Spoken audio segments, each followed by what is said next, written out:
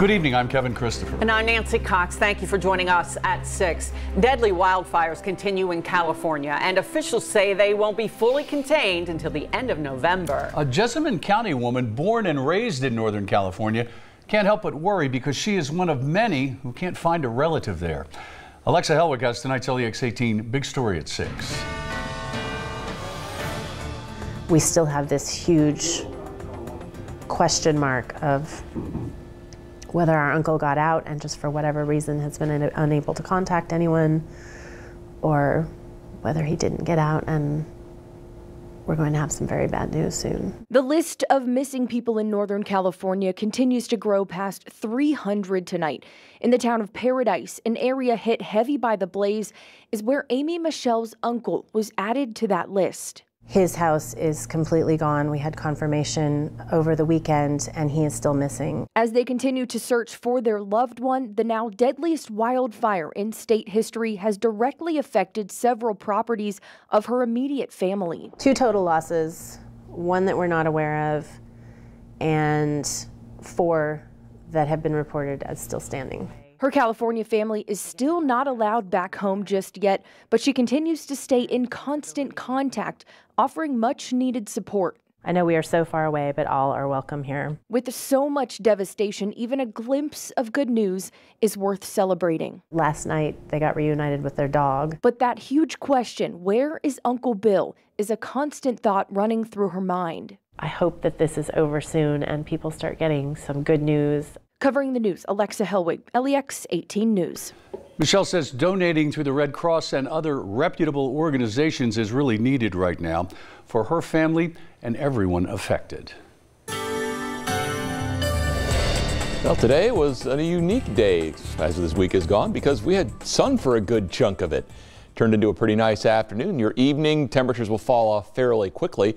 Nice view, though, from our Kentucky One Health weatherbug camera from 21C Museum Hotel.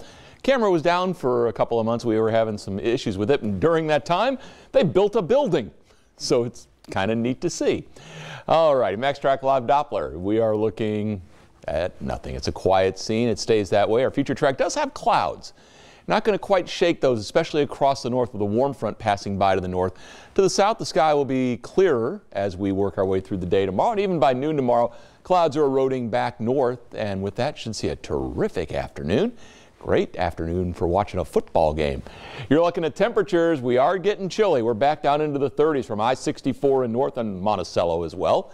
And as we're looking at your day tomorrow, what you're looking at are temperatures that start out pretty brisk, upper 40s at lunch on our way to a high in the 50s.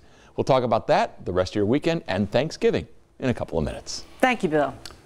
Doug Hale is resting comfortably inside Ephraim McDowell Hospital this evening. It was a much different story, though, this morning when first responders needed more than 2 hours to reach him due to a bridge closure. So who's responsible for that? Michael Burke has more in this LEX 18 Investigates. It was bound to happen as soon as this bridge was demolished. If you'd had a heart attack, you'd done died. That's because residents of Bradshaw Road have been left all but stranded by this gap in the road. More than 3 weeks ago, it was torn apart. Last night, it took nearly 3 hours to get a man to the main road and into an ambulance. Ford Contracting was supposed to begin rebuilding the day the bridge came down. I graduated with Camel Forward. Billy Moore owns much of this acreage. He, like everyone else here, is wondering when work will begin. I don't know what the deal is with the bridge construction, but I mean, Camel Forward's a good fella. A good fella whose calls go directly to a fax machine and whose only known business address appears to be vacant. We're told the judge executive is out of town until Monday.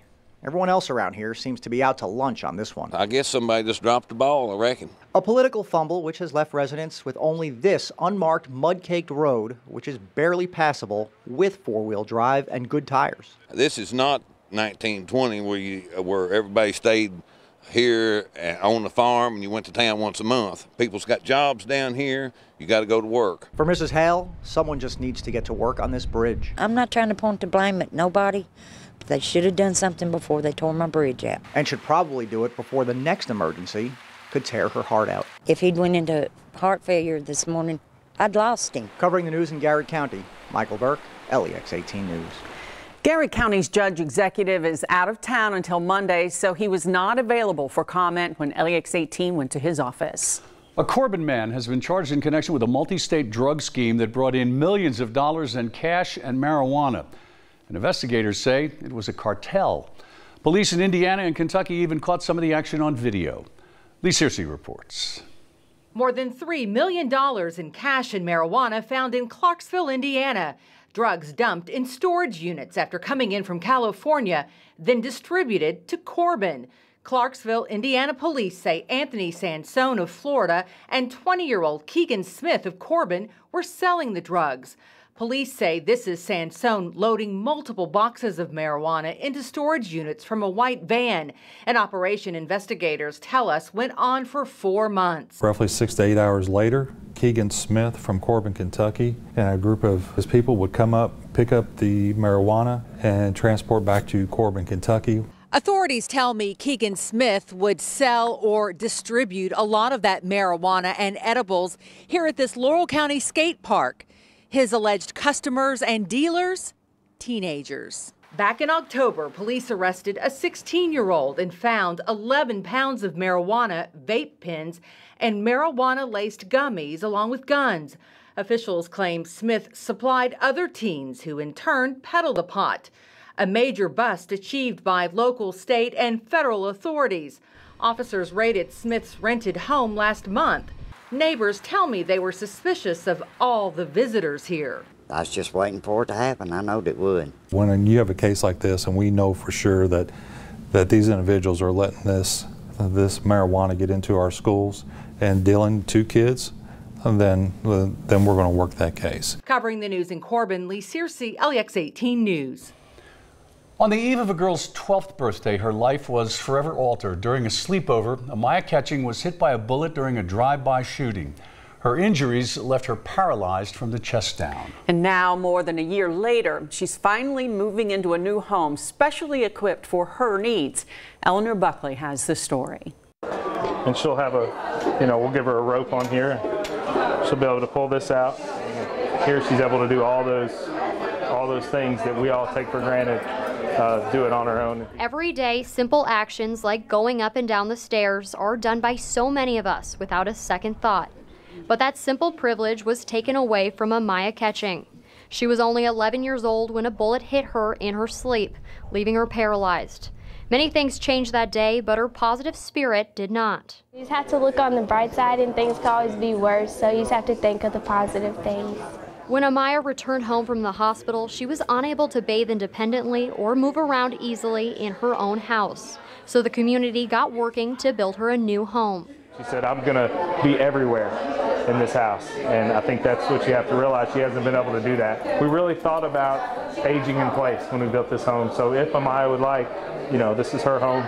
She'll be here as long as she, as long as she would like to. And for a father, this home is a dream come true. Seeing the smile on his little girl's face brings him comfort that everything will be okay. Still keeping a smile, attitude. Like I said, that's what makes me go. So as long as she's good, I'm good. Covering the news in Lexington, Eleanor Buckley, LEX 18 News. The dog is recovering after being shot with a blow dart in the Masterson Station neighborhood. LEX 18's Catherine Collins tells us the dog required a risky surgery and almost didn't survive. Now animal control is looking for the person responsible.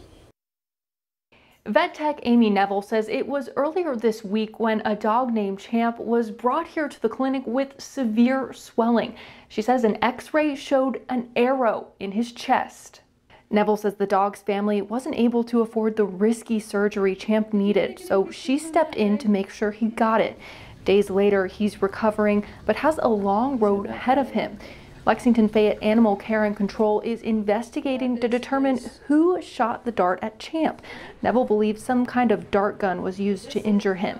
She hopes whoever is responsible will come forward. It was an awful thing to do because they said it looked like he was being used as target practice. He deserved a chance, and he's making the best of it so far.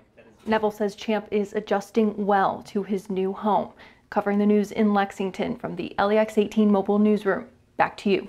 Anyone with information about who shot Champ with that dart is asked to call Lexington Fayette County Animal Care and Control. And you can find their number on our website, lex18.com.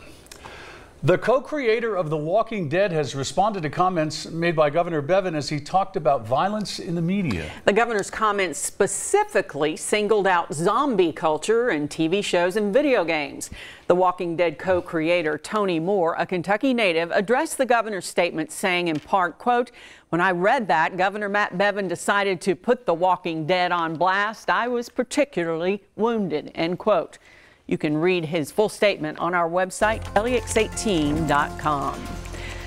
The holiday season is nearly upon us, and we have many needy families in our community. The Angel Tree is just one way you can help. The program kicked off today. We'll take you live to Fayette Mall next on LEX 18 News at 6.